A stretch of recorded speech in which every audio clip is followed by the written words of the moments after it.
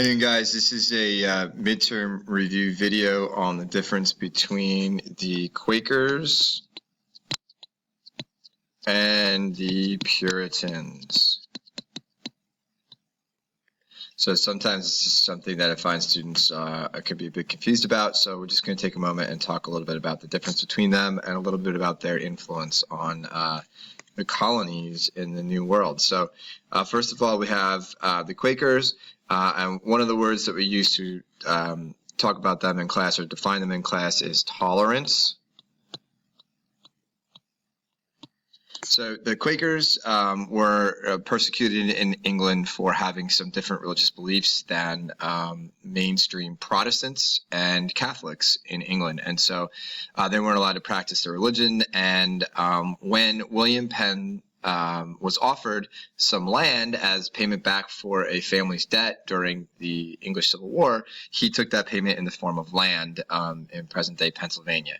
And Pennsylvania was established as a safe place for Quakers where they could practice their faith in tolerance.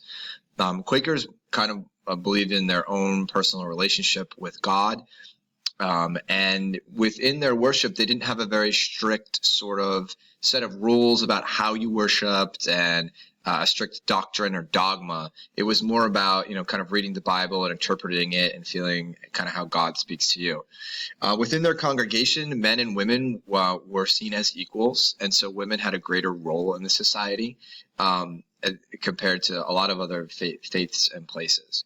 And so the way that this plays out in Pennsylvania is a place that is way more accepting of the Native Americans and is way more accepting of other people throughout the world. One other key piece about the Quakers is that they were pacifists. And that's one of the key reasons why they were persecuted during the English Civil War, is that they are a Protestant Christian faith, but they refuse to take sides in the war between the Protestants and the Puritans. So they were persecuted for that, for being pacifists. Puritans, on the other hand, Puritans are a much more intolerant group. And they got their name from their wish to purify the Church of England of all old practices that were related to Catholicism and create this brand new sort of process and mass and set of rituals for worshiping God. When there was pushback against that, the Puritans initially were persecuted. Some of them left, but many of them stayed and actually tried to take over the English government. And they did succeed for a little while, for about 10 years, when Oliver Cromwell and the Puritans did actually overthrow the king and the throne. One of the things about the Puritans, though, is that they were intolerant. They wanted you to practice Puritanism. And they had a key belief in their faith, and that was predestination. And that is this idea that God kind of chooses at your baptism, when you are going to be, if you're going to be sent to heaven or to hell.